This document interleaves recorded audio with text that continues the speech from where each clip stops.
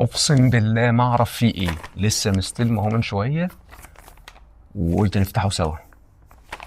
بصراحه يعني مرعوب جدا مع انها مش اول مره.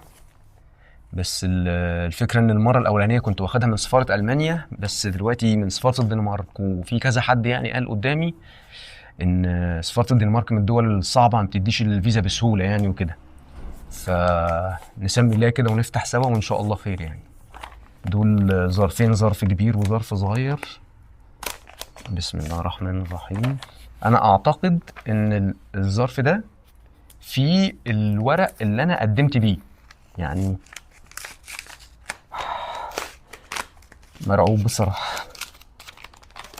بسم الله الرحمن الرحيم. هو الورق اللي انا مقدم بيه الابلكيشن والاتش ار ليتر والبنك ستيتمنت وكل الحاجات بتاعتي اللي انا والقيد الفردي وصور الورق وكل حاجة. ماشي. ده اول ظرف. هنا بقى بيبقى موجود الباسبور. الفكرة ان سمعت من كذا حد يعني بيقول ان الباسبور لو فتحته لقيته لوحده في الظرف ده بنسبة 90% مثلا ان شاء الله تكون خدت الفيزا. لان لو لقيت ورقة A4 كبيرة كده متطبقة ومحطوطة مع الباسبور، في الغالب بتكون خدت رفض، وبيبقى مكتوب فيها كل اسباب الرفض ومتعلم لك انت اترفضت بسبب ايه. وانا بصراحة من ساعة ما اخدت الظرف وانا حاسس ان في حاجة مدملكة جوه كده، فربنا يستر.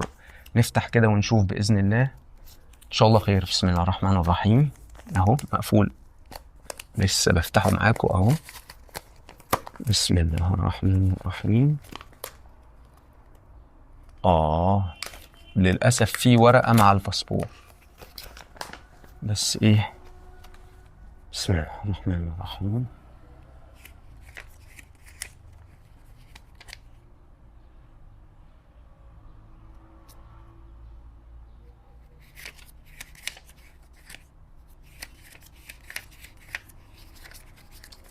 طب نشوف الورق ده لحظات رعب يعني كأن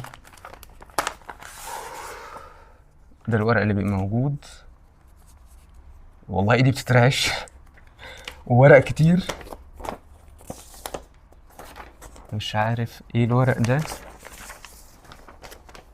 ده يعني هو تقريبا الحمد لله مفيش ورقة الرفض، الحمد لله ده ورق تاني.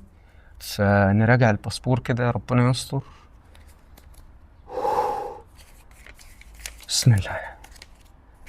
بسم الله الرحمن الرحيم.